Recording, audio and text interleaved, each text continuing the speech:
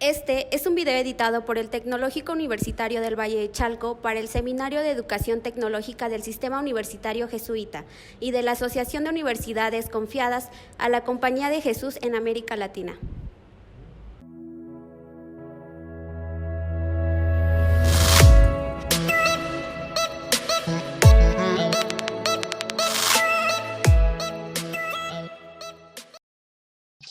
Pues ya José Juan me hizo favor de presentarme. Les reitero, yo soy Alejandro Gutiérrez. Mi correo aparece aquí en la pantalla y permítanme, déjenme colocar el puntero como láser. Ahí está. Y aquí está mi correo electrónico por si tienen alguna duda, algún comentario, alguna reclamación, lo que sea necesario. Aquí está mi correo. Yo trabajo en la Universidad Iberoamericana, en el Departamento de Ingeniería Química, Industrial y de Alimentos, y es un gusto poder compartir esto con ustedes. Y pues bueno, como todos sabemos, en diferentes países estamos en contingencia desde hace varios meses. Empezamos en diferentes fechas de acuerdo al área.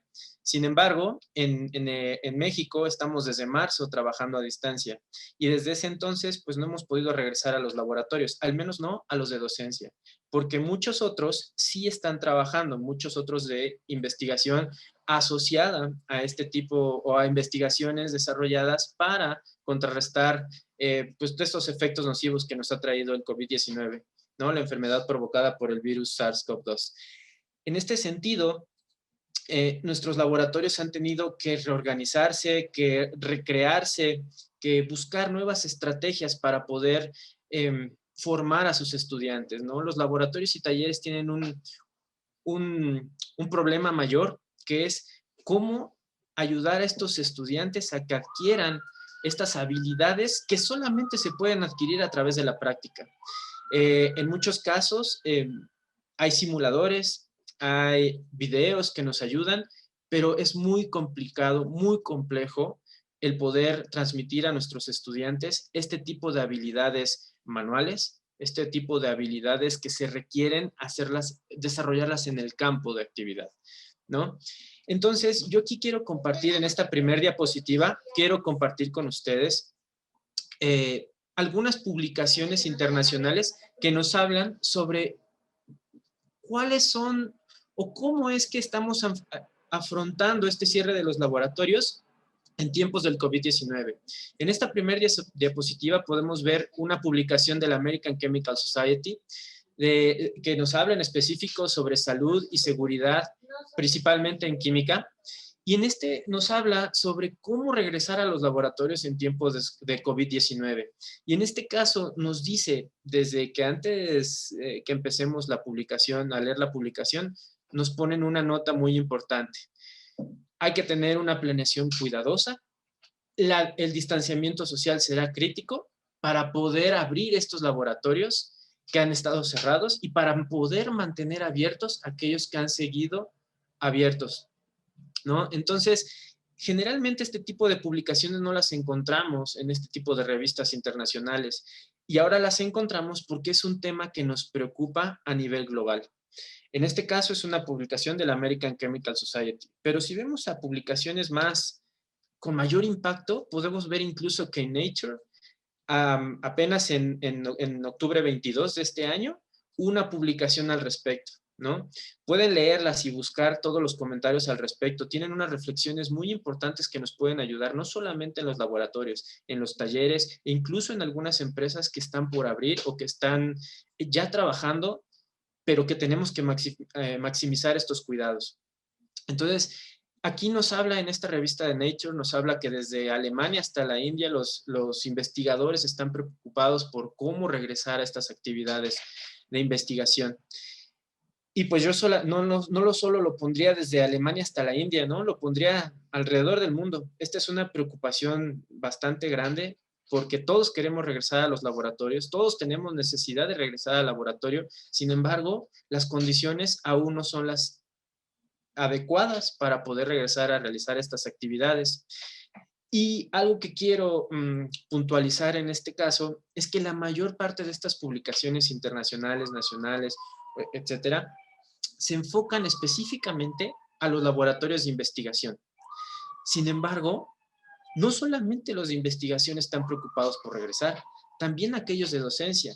El problema es que los laboratorios de investigación enfrentan el reto de los tiempos, de que los alumnos tienen becas, de que los tiempos para graduar a los estudiantes son muy cortos y son muy específicos, y de ello dependen el que continúen los estudiantes trabajando. En el caso de licenciaturas, de carreras técnicas, de técnicos superiores universitarios, los tiempos tal vez nos dan un poquito más de flexibilidad. Y digo tal vez porque no conocemos las necesidades de cada uno de los estudiantes. Sin embargo, un área de oportunidad es hablar un poco sobre las necesidades para regresar a trabajar, pero de los laboratorios y talleres de docencia. Y en este sentido es que yo voy a abordar un poco de las temáticas que tenemos que tocar, de los puntos que tenemos que considerar para poder tener un regreso seguro y poder mantener abiertos nuestros laboratorios.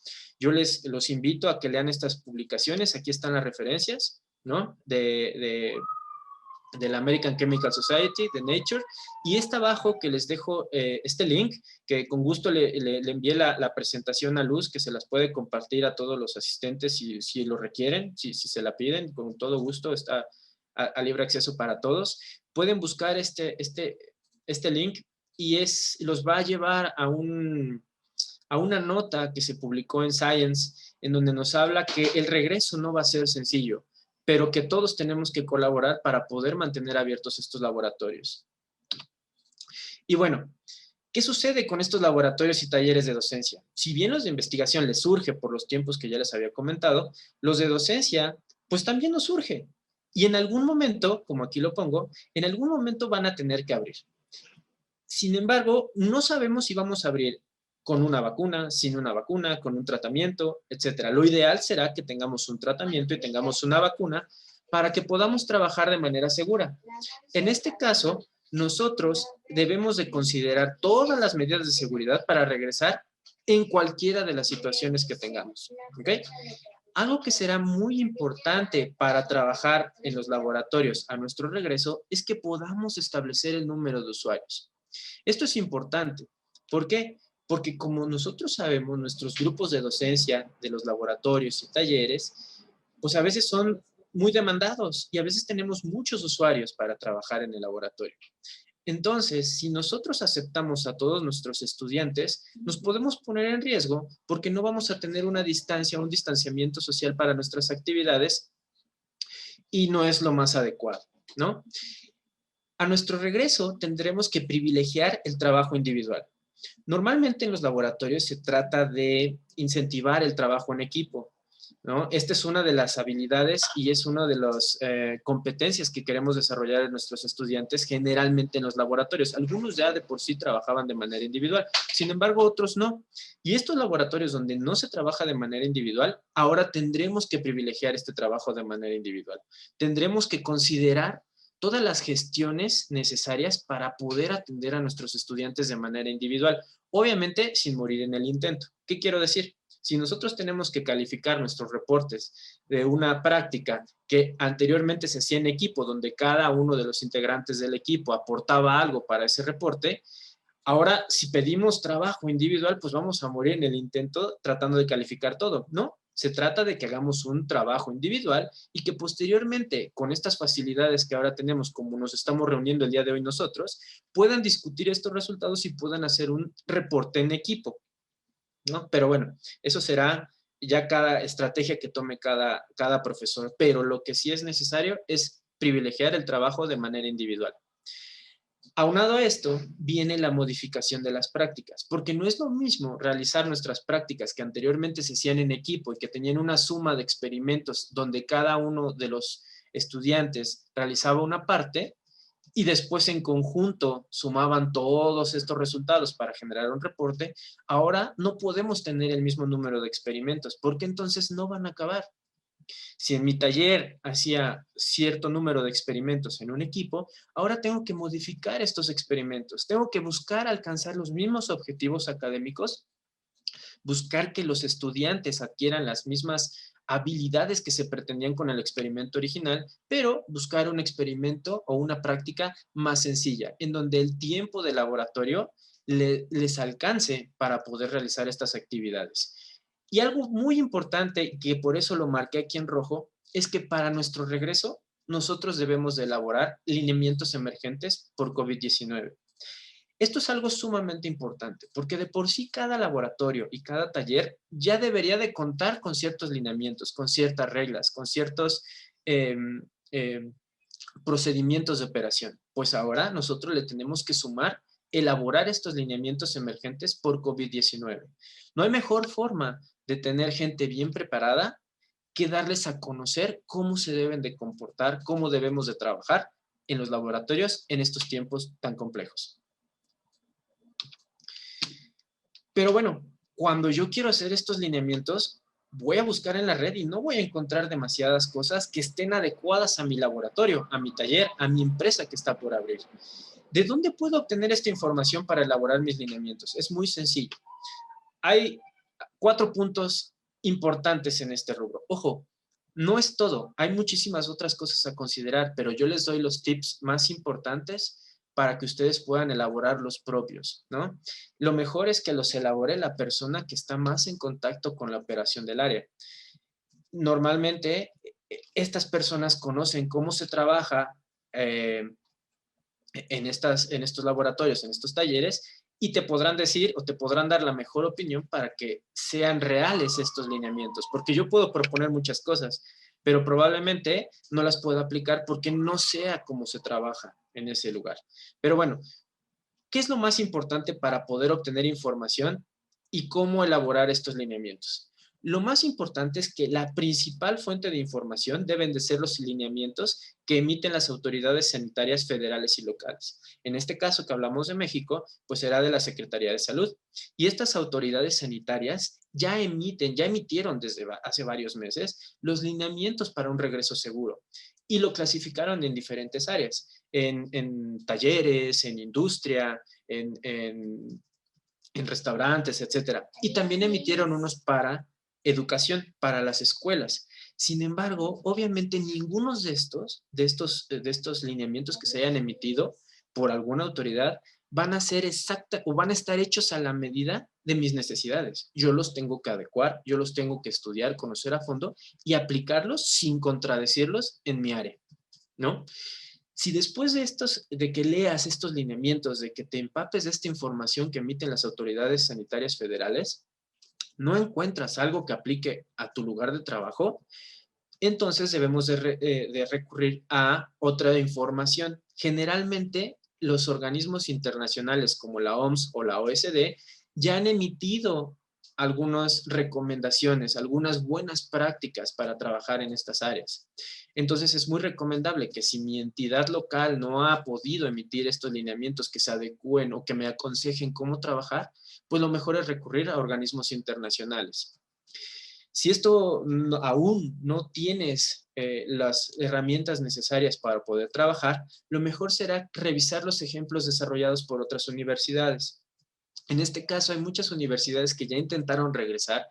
Hay otras universidades que están a 2 pasos de regresar y que ya están más avanzados probablemente que nosotros.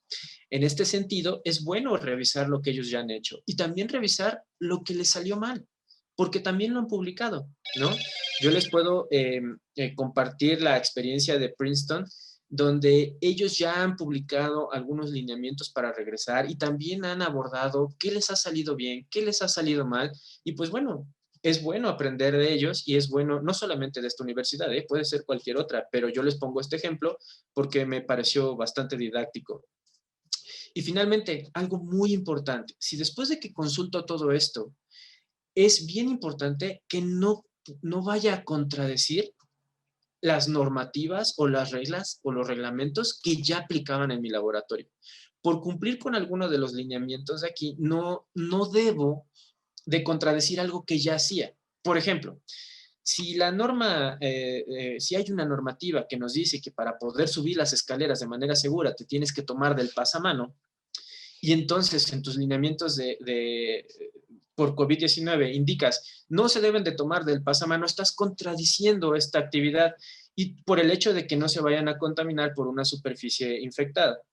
o sucia, ¿no? Entonces, ten cuidado en esto, no vayas a contradecir tus reglas, tus normas que ya aplicaban en tu lugar de trabajo. Esto es importante. Aquí les dejo algunos links que los va a dirigir a estos 4 puntos que coloqué. Bien, entonces, igual, si le piden a Luz la presentación, está a la orden. Pero, ¿qué es lo mínimo que deben de contener mis lineamientos para un regreso seguro? Ojo, esto es lo mínimo indispensable. ¿Pueden contener mucho más cosas? Sí, claro que sí. Seguramente lo contendrán porque tú trabajas en una forma específica en tu empresa, en tu laboratorio, en tu taller.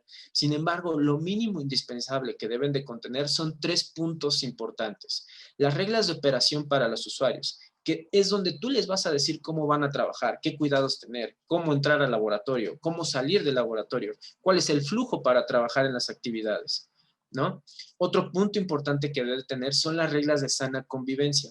Aquí le coloqué reglas de sana convivencia porque es como en la Ibero le han nombrado a este tipo de reglas para tener este distanciamiento social. Pero en realidad no son reglas de sana convivencia, son las normas de higiene que debemos de tener. Bien, otro punto importante son las reglas de limpieza y desinfección. Este punto es sumamente importante porque, como ustedes saben, este virus puede sobrevivir mucho tiempo en diferentes superficies y dependiendo de la superficie puede durar más tiempo o menos tiempo, pero va a estar ahí. Entonces es importante que nosotros podamos limpiar y desinfectar estas superficies. Un punto muy importante en lo que deben de contener mis lineamientos y que yo debo de tener cuidado es evaluar la factibilidad de poder implementar estos lineamientos. Es decir, si yo planteo muchas reglas de operación, reglas de limpieza y desinfección, pero no es factible su implementación, esos lineamientos no sirven. ¿Por qué? Porque van a haber un montón de tareas que yo no pueda realizar, un montón de actividades que en realidad no se van a realizar. Entonces, esos lineamientos no sirven. Tenemos que ser realistas y tenemos que aplicar lo más que podamos, siempre considerando hacer lo que más puedas, pero sin llegar a ese punto donde no sea factible implementarlos. Y por último, y algo muy importante de lo que debes de considerar cuando realizas estos lineamientos, es que estos deben de ser revisados por el comité sanitario o la comisión de seguridad e higiene de tu lugar de trabajo, ya sea de tu laboratorio, de tu taller, de tu empresa. Por ley debes de tener un comité sanitario y también debes de tener una comisión de seguridad e higiene. En este sentido, lo mejor es que tengan el visto bueno tus lineamientos de este tipo de comités, porque a través de eso te proteges y que estás haciendo bien este manual, este reglamento. Bueno, antes de continuar, ahora vamos a hablar un poquito de estos 3 puntos importantes, que son las reglas de operación para los usuarios, las reglas de sana convivencia y las reglas de limpieza y desinfección. Voy a abordar los puntos importantes que ahora debemos de tener en estos 3 puntos que no deben de faltar en tus lineamientos. Recordar que es importante que tus lineamientos pueden tener más puntos, más reglas, pero no menos de esto. Bueno, en este caso, en reglas de operación para los usuarios hay 5 puntos importantes que no te pueden faltar en este rubro. El primero es que debes de tener un filtro sanitario. Si tu lugar de trabajo ya lo tiene de entrada, pues ya tienes una ventaja, pero si no lo tienes, tú tienes que establecer un filtro sanitario. ¿Qué es este filtro sanitario? Pues es un lugar donde antes de que entren al área de trabajo, tú puedas detectar que si un usuario presenta alguno de los síntomas, si tiene bien portado su equipo de protección personal y sobre todo que se limpien las manos. Recordar que esta es una herramienta fundamental para combatir este tipo de infecciones, ¿no? El tener las manos limpias. Entonces, aquí es donde tú, antes de que ingresen a tu área de trabajo, y así tienes una ventaja para evitar que esté contaminada las superficies de trabajo de tu área, es que establezcas este filtro sanitario. Adicionalmente a esto, en estas reglas de operación no puede faltar el equipo de protección personal mínimo indispensable para ingresar al área. ¿Y esto qué puede ser? El equipo de protección personal que ya utilizabas, más ahora lo que necesitas para prevenir el contagio por SARS-CoV-2. Y en este caso, ¿qué puede ser? El cubrebocas es fundamental, unos buenos lentes de seguridad, Yo lo que recomiendo es mejor una careta, pero bueno, pueden ser la careta o pueden ser los lentes de seguridad. Y en este caso es bien importante que si voy a utilizar una careta, me fije mucho en el calibre del plástico de la careta, porque si es un plástico sumamente delgado y trabajamos, por ejemplo, con reactivos químicos, esta no podría ser una barrera eficaz contra algunos reactivos. Entonces es importante revisar el calibre. ¿Ok? Bueno, en estas reglas de operación para los usuarios también es importante que nosotros podamos designar un flujo de las actividades. Este flujo de actividades, ¿qué me indica? Las recomendaciones de los organismos nacionales e internacionales es que las personas cuando están trabajando en un área cerrada, lo mejor será que no queden frente a frente una con otra para evitar que obviamente las gotículas que puedan expedir estas personas pues estén en contacto de frente de una persona con otra. En este sentido es importante que los flujos estén bien definidos y que si no tenemos el espacio suficiente para trabajar con una sana distancia, lo hagamos espalda con espalda. ¿Esto para qué? Para que nunca quedemos de frente con otra persona. Esto se ha comprobado que ayuda a reducir la transmisión de este virus. De igual forma, aquí tenemos que establecer estas reglas de distanciamiento social. Es decir, evitar el saludo de mano, de beso, de abrazo, pero sobre todo mantener una sana distancia. Muchas veces los estudiantes por querer hacer más rápido un experimento, por querer acabar más pronto, por entregar primero los materiales, etcétera, se dejan ir hacia el área donde tengo que entregar los materiales y se juntan mucho. Entonces ahí nosotros tenemos que establecer buenas reglas de operación para que siempre mantengan esta distancia y hacerles saber que esto es fundamental para que trabajemos bien todos. Y aquí les pongo algo bien importante. En aquellos laboratorios y talleres en donde se tenga que utilizar materiales que presta el área, es importante establecer un mecanismo de entrega y recepción de materiales. ¿En qué sentido? En que entre menos intercambio de cosas existe entre los usuarios, más podemos evitar el contagio. Y en este sentido, yo les voy a platicar una experiencia personal en los laboratorios de docencia de química. En los laboratorios de docencia de química, generalmente los estudiantes ingresan al laboratorio y van al almacén de química a pedir sus materiales para trabajar. Y en este sentido ya pasaron por las manos del laboratorista y ya pasaron por las manos del alumno que recoge y de ahí se va a trabajar. También hay un intercambio de una papeleta que los alumnos llenan, donde revisan que estén todos los materiales, donde se le entregan al usuario y después ellos la vuelven a revisar, etcétera. Entonces hay mucho intercambio de cosas y esto no es lo más adecuado en estos tiempos. Entonces, una estrategia que podemos hacer es utilizar estas herramientas digitales que ya tenemos. Entonces, aquí les pongo un ejemplo de cómo se le podría pegar un código QR a las charolas de los materiales, por ejemplo. Y entonces el estudiante con los teléfonos, obviamente, debemos de considerar si nuestros estudiantes tienen las herramientas para llevarlo a cabo. Afortunadamente, nosotros creemos que en la universidad sí es posible. Entonces, les podríamos pegar a las charolas un código QR donde el alumno a través de una aplicación puede visualizar este código QR y le va a desplegar la lista de los materiales. Esta lista de los materiales va a estar disponible digitalmente y en donde el alumno puede ir con esta lista digital, puede ir checando que su material esté presente, que no esté, o que esté ausente, o colocar notas de si está bien, si está rayado, si está dañado, etc. Aquí abajo les dejo el link, ya sea que si ahorita disponen de algún lector de códigos QR que lo puedan utilizar, y si lo señalan, si lo pueden leer, este código QR, les va a desplegar una lista que yo le puse ahí, lista de materiales de química general, fake, ¿no? Porque es falsa, no va a aplicar para una práctica, pero que les va a llevar a una lista, un ejemplo de esta actividad, sin que exista este intercambio de materiales entre el estudiante, el operador de los laboratorios y el laboratorista, ¿no? También aquí les dejé el mismo link, que es equivalente al código QR y que ustedes podrían visitar si es que les interesa. Entonces, este que yo aquí le puse, entrega y recepción de materiales, va a ser fundamental, porque entre menos herramientas, menos materiales intercambien los estudiantes, será algo más benéfico. Bueno, el siguiente punto nos va a hablar de cosas importantes que debemos de tener para tener una sana convivencia. Entonces, aquí lo más importante y lo que más voy a resaltar es que debemos de tener señaléticas, señaléticas y más señaléticas. Ojo, tener cuidado de no saturar visualmente nuestros laboratorios con tantas señaléticas que ya no sepas para dónde ver, ¿no? Es importante colocarlas en la manera más adecuada para que cuando yo ingrese al laboratorio las pueda ver, para cuando esté realizando mis actividades pueda ver las necesarias para el desarrollo de mis actividades.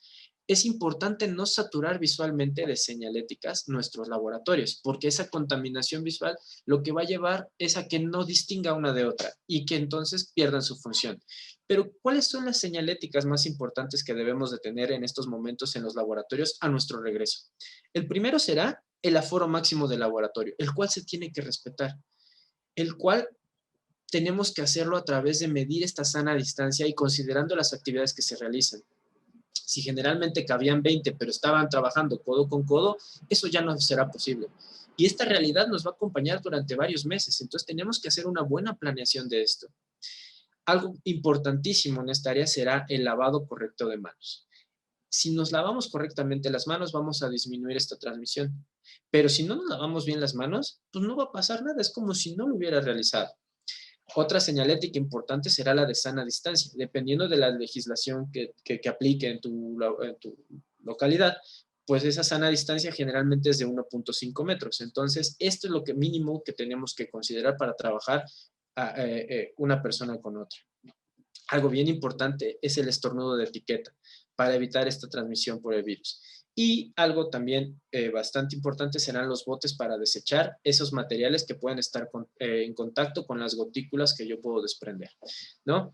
Algo también que será sumamente importante es este tipo de señaléticas que favorezcan el distanciamiento social, como evitar el saludar de mano, el evitar los abrazos y besos, etcétera, ¿no? Porque es bien común, sobre todo los mexicanos, es de saludarnos siempre de beso, de abrazo, ¿no? ¿Cómo estás? Somos muy platicadores, somos muy afectuosos, entonces eso lamentablemente por el momento no es lo mejor. Y en el punto final, pero no menos importante, sino al contrario, me parece que es de los más importantes, son las reglas de limpieza y desinfección. Estas reglas de limpieza y desinfección son aquellas que nos van a ayudar a limpiar las superficies de trabajo, los instrumentos de trabajo, los materiales comunes, los equipos comunes, y que el siguiente grupo de estudiantes, normalmente un laboratorio, ¿cómo funciona? Entre un grupo puede haber un descanso o no, y entra el siguiente grupo y el siguiente y el siguiente, y están trabajando todo el día. Entonces, aquí es bien importante que establezcamos un programa de limpieza y desinfección que se pueda llevar a cabo, pero que sea eficiente. Entonces, lo primero que tenemos que considerar es revisar los agentes desinfectantes que van a aplicar en mi área de trabajo, porque no todos aplican o no todos sirven para mi área de trabajo. Si yo tengo un laboratorio de cómputo, no voy a poder desinfectar estas computadoras con el mismo desinfectante para el piso. O si tengo mesas de acero inoxidable, no voy a utilizar el mismo agente desinfectante que utilizo para las ventanas, etcétera. Tendremos que hacer una revisión exhaustiva de qué agentes desinfectantes puedo utilizar para mi lugar de trabajo. Y aquí les dejo un link de la lista N de la EPA. Esta lista N de niño, es importante porque aquí es nos facilita el acceso a una lista de agentes desinfectantes aprobados que pueden combatir al SARS-CoV-2. Algo bien importante es que de estos agentes desinfectantes, ya que decida cuál es el agente desinfectante que puedo utilizar en mi lugar de trabajo, pueda respetar el tiempo indicado en la etiqueta. Recuerden que muchos desinfectantes trabajan durante cierto tiempo y entonces ya lo puedo retirar, ¿ok? Algunos son de contacto inmediato, pero algunos tienen que dejarse en la superficie durante 5 minutos, durante 15 minutos, etc. Entonces es bien importante respetar estos tiempos de trabajo de los agentes desinfectantes. Algo sumamente importante es que debemos de involucrar a todos los usuarios. ¿Por qué? Generalmente podríamos decir, bueno, va a haber una comisión y el personal de aseo nos va a ayudar a desinfectar el laboratorio y ellos lo van a realizar. Pero no será lo mismo si involucramos a todos los usuarios, porque entonces así hacemos conscientes a todos estos usuarios de que es una responsabilidad de todos.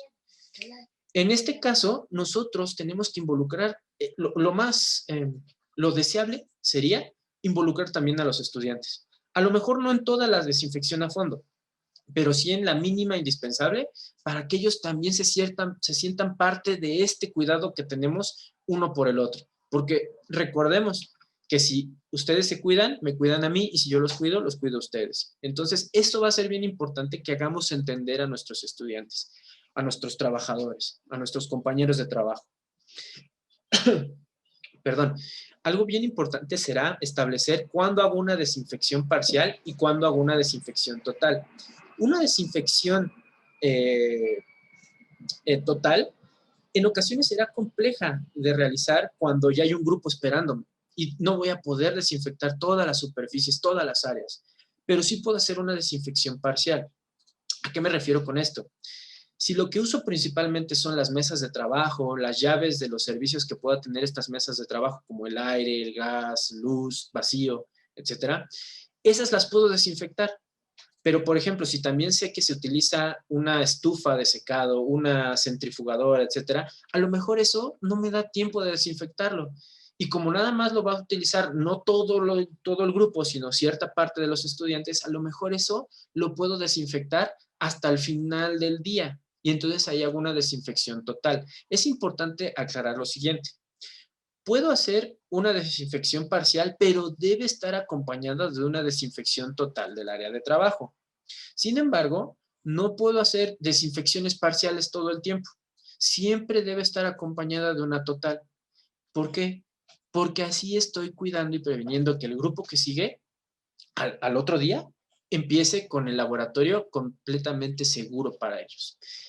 Algo que también será muy importante es registrar estas actividades.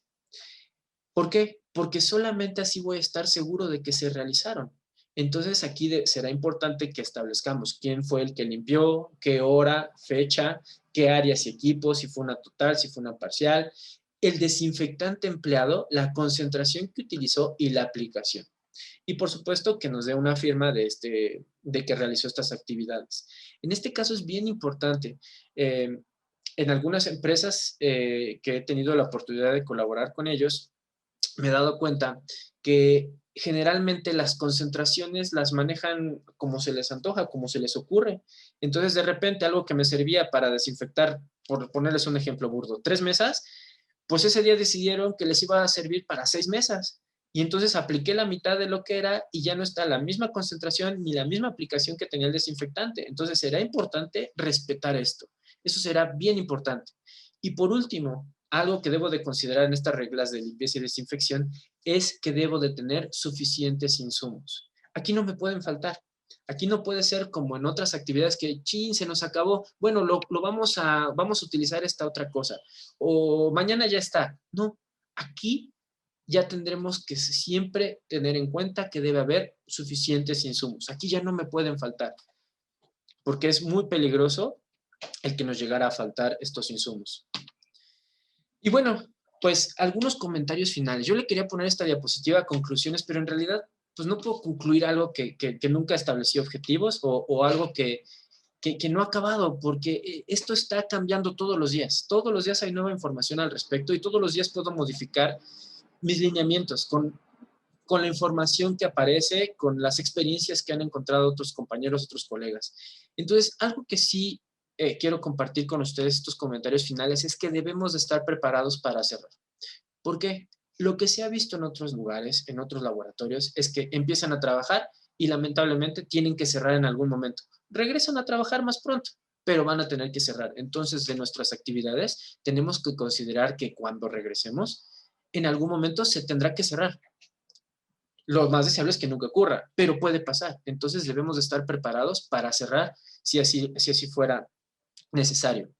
Debemos de tener también un protocolo para un caso sospechoso. En este sentido, si yo detecto un usuario que tiene algunos síntomas, debo de tener un protocolo para cómo tratar a esta persona, ¿no? Obviamente sin hacerlo sentir señalado o atacado, pero sí debo de tener un protocolo especial para él.